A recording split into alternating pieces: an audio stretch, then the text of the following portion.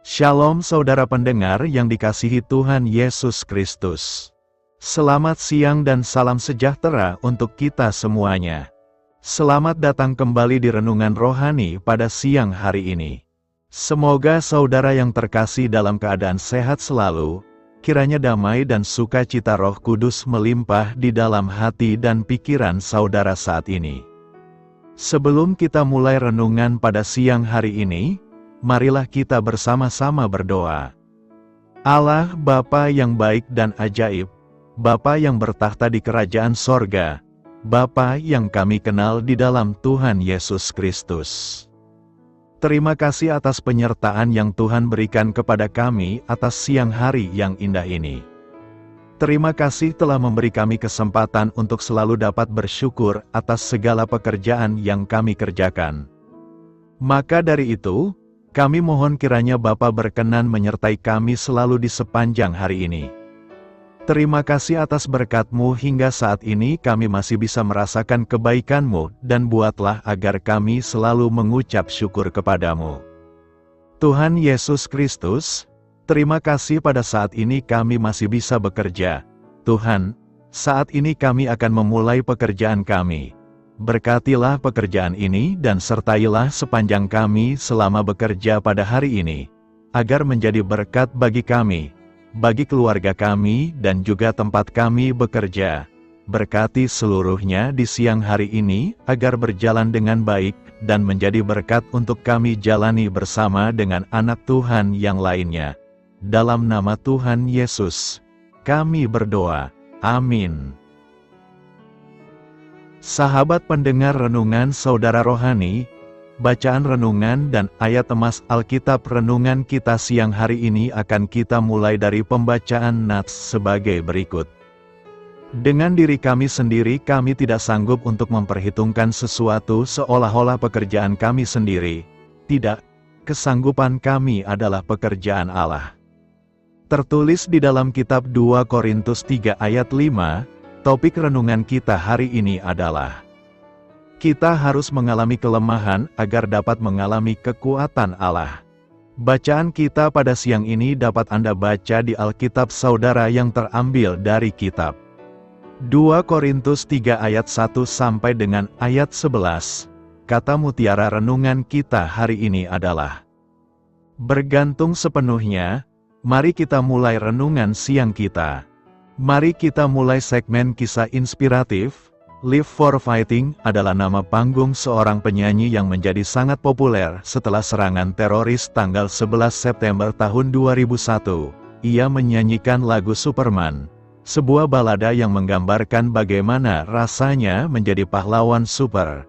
Namun, ia tetap berjuang dengan kekuatannya yang tidak memadai untuk mengatasi keruwetan dunia.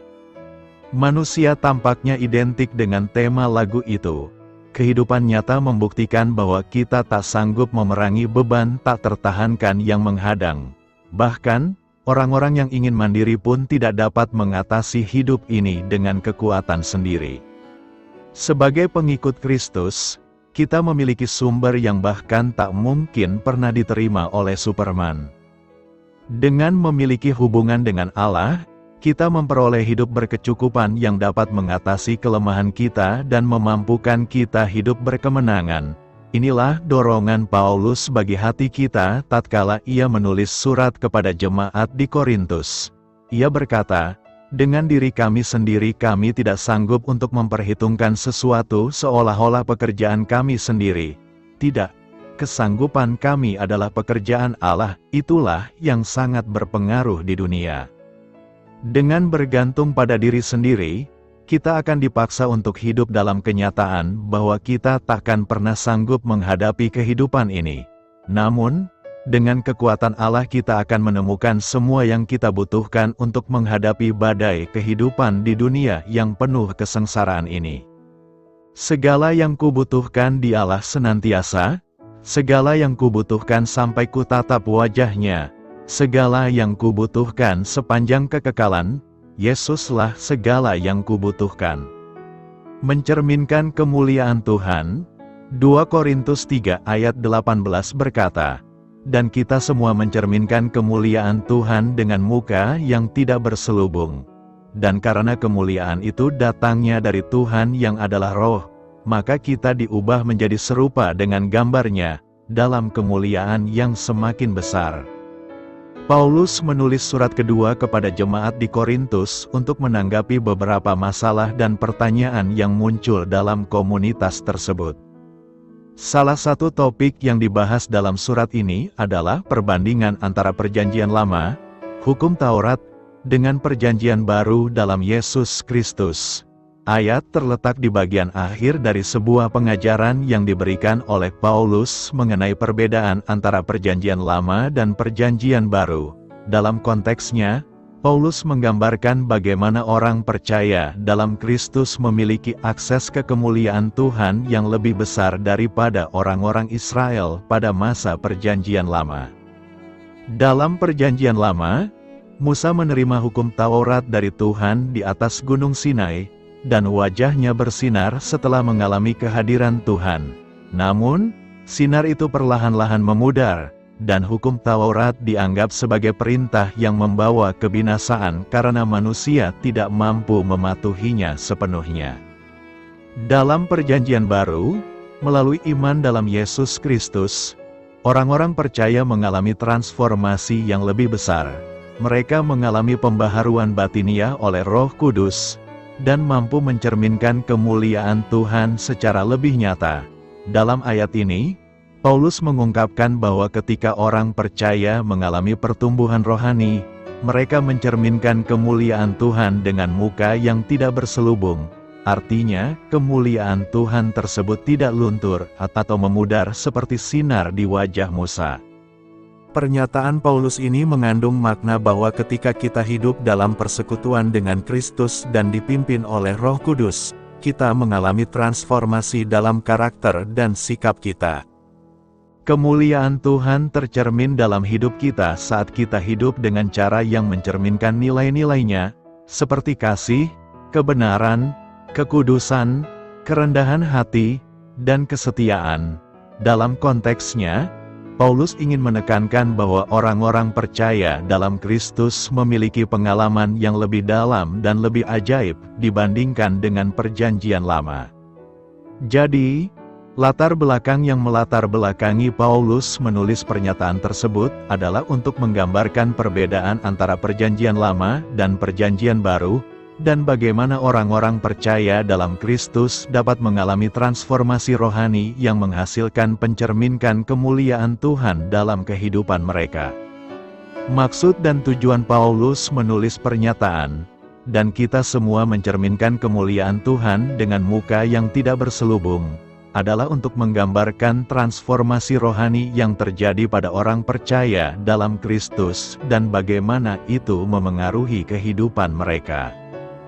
Dalam konteks yang lebih luas dari pasal tersebut, Paulus membahas perbedaan antara Perjanjian Lama dan Perjanjian Baru, dan bagaimana orang percaya dalam Kristus memiliki akses ke kemuliaan Tuhan yang lebih besar. Dalam ayat ini, Paulus menyatakan bahwa kita, sebagai orang percaya, mencerminkan kemuliaan Tuhan dengan muka yang tidak berselubung. Muka yang tidak berselubung dapat diartikan sebagai keadaan di mana kemuliaan Tuhan tidak terhalang atau tersembunyi dalam kehidupan kita. Ketika kita memiliki hubungan dengan Kristus dan diubah oleh kuasa Roh Kudus, karakter dan sifat Tuhan mulai tercermin dalam hidup kita. Kita menjadi saksinya di dunia ini melalui sikap, tindakan, dan perkataan kita. Maksud Paulus adalah menggambarkan pentingnya transformasi rohani dalam kehidupan orang percaya. Tujuan utama penulisan ini adalah untuk mendorong jemaat di Korintus untuk hidup dengan cara yang mencerminkan kemuliaan Tuhan dengan jelas dan terang.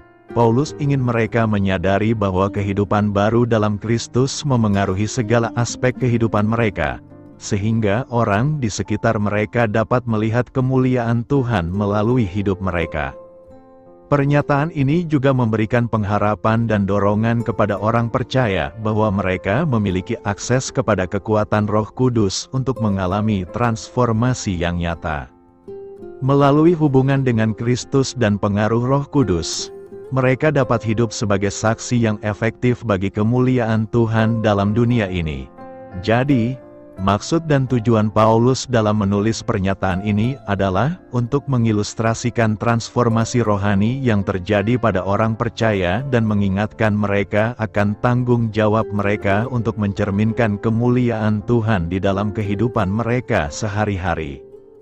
Ada beberapa hal yang perlu direnungkan dari nas hari ini, yakni: pertama, transformasi rohani. Pernyataan ini menunjukkan pentingnya transformasi rohani yang terjadi dalam kehidupan orang percaya. Ketika kita memiliki hubungan dengan Kristus dan diperbaharui oleh kuasa Roh Kudus, karakter dan sifat Tuhan mulai tercermin dalam hidup kita. Hal ini mengingatkan kita untuk tidak hanya berfokus pada perubahan luar, tetapi juga pada pertumbuhan dan perubahan batiniah yang dituntun oleh Roh Kudus. Kedua, kemuliaan Tuhan. Paulus menekankan bahwa sebagai orang percaya, kita memiliki akses ke kemuliaan Tuhan yang lebih besar melalui perjanjian baru dalam Yesus Kristus. Kemuliaan Tuhan ini tidak hanya berarti kilauan atau sinar fisik, tetapi mencerminkan sifat-sifatnya yang agung, seperti kasih, kebenaran, kekudusan, dan kuasa. Hal ini mengajak kita untuk hidup dengan cara yang mencerminkan nilai-nilai Tuhan tersebut, sehingga orang di sekitar kita dapat melihat dan mengenalnya melalui hidup kita. Ketiga, tanggung jawab sebagai saksi.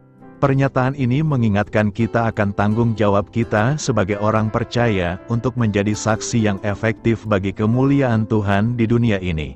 Ketika kita mencerminkan kemuliaan Tuhan dengan jelas dan terang, kita menjadi saluran melalui mana orang lain dapat melihat dan mengalami hadirat Tuhan. Hal ini menantang kita untuk hidup dengan integritas, kekudusan, dan kasih sehingga orang lain dapat tertarik kepada Kristus melalui hidup kita.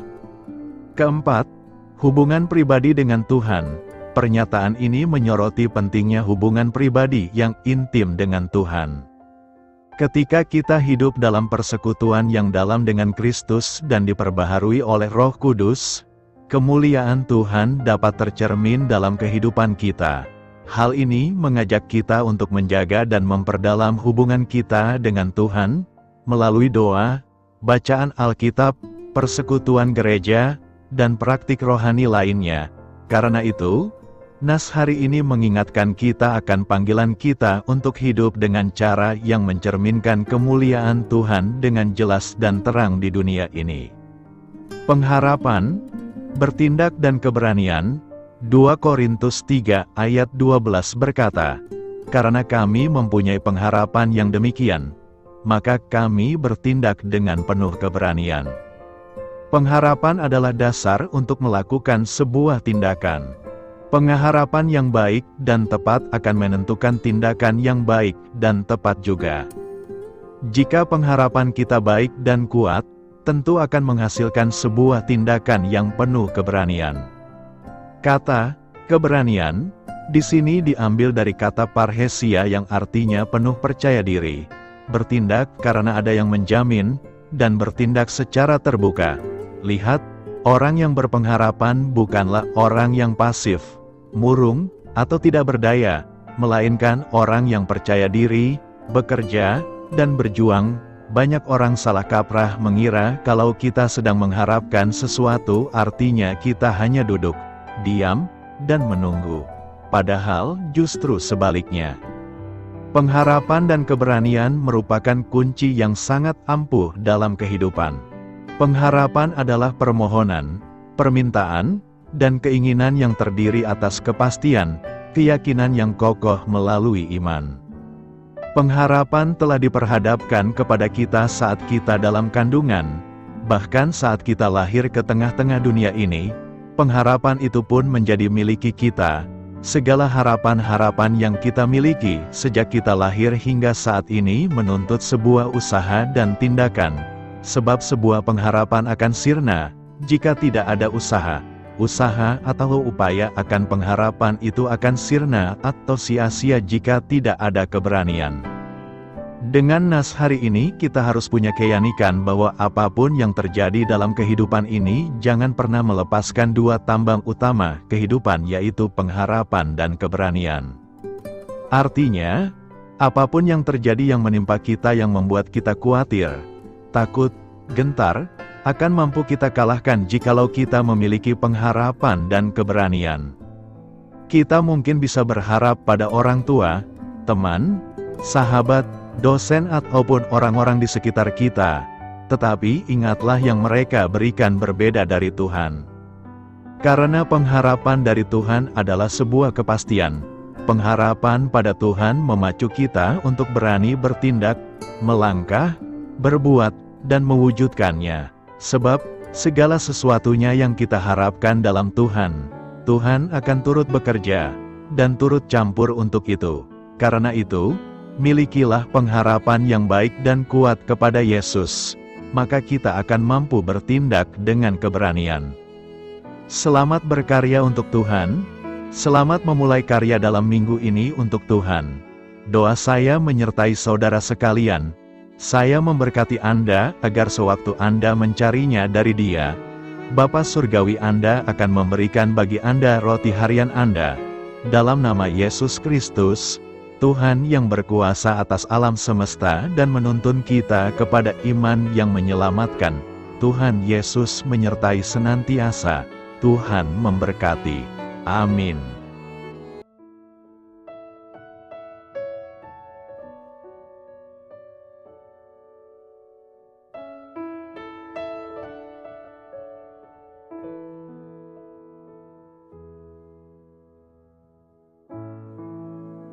Demikianlah renungan firman Tuhan pada siang hari ini. Semoga menjadi kekuatan di dalam hidup kita dan menjadikan kita pribadi yang lebih sukses. Sebelum kita memulai aktivitas hari ini, marilah kita berdoa.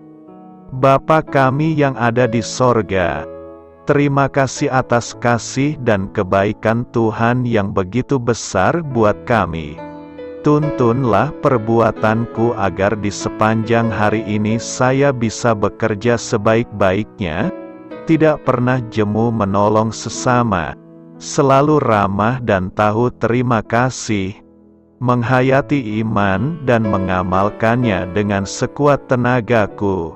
Semua ini saya sampaikan kepadamu, dengan pengantaraan Kristus, Tuhan kami. Allah, Bapa kami bersyukur kepadamu, bahwa dengan bekerja kami boleh ambil bagian di dalam karya-Mu mensejahterakan dan membahagiakan umat manusia. Kami mohon bimbingan-Mu dalam melaksanakan pekerjaan kami hari ini. Bimbinglah kami agar sanggup bekerja dengan semangat kasih, dengan riang, rajin dan jujur. Terima kasih, Tuhan. Amin. Dalam nama Tuhan Yesus Kristus Tuhan dan Juru Selamat kami, Bapa kami yang baik, kami mengucap syukur dan berdoa. Amin. Biarlah firman Tuhan menjadi pengingat untuk kita semua, bahwa tuntunan dari Roh Kudus akan selalu memberi jalan keluar bagi setiap permasalahan hidup kita, dan memberi kedamaian di hati kita. Amin. Sampai jumpa di renungan siang saudara rohani berikutnya. Shalom.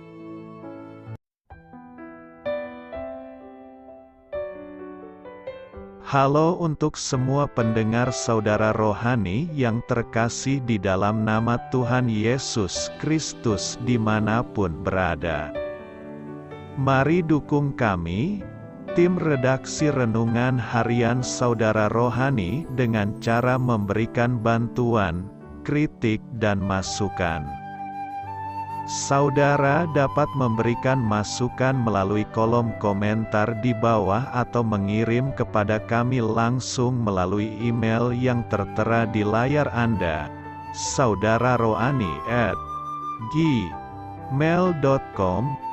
Jika saudara terberkati melalui renungan ini, saudara dapat mendoakan kami dan memberikan bantuan lainnya dengan mengirim email kepada kami. Saya berdoa agar saudara sekalian bahagia dan sehat selalu. Amin.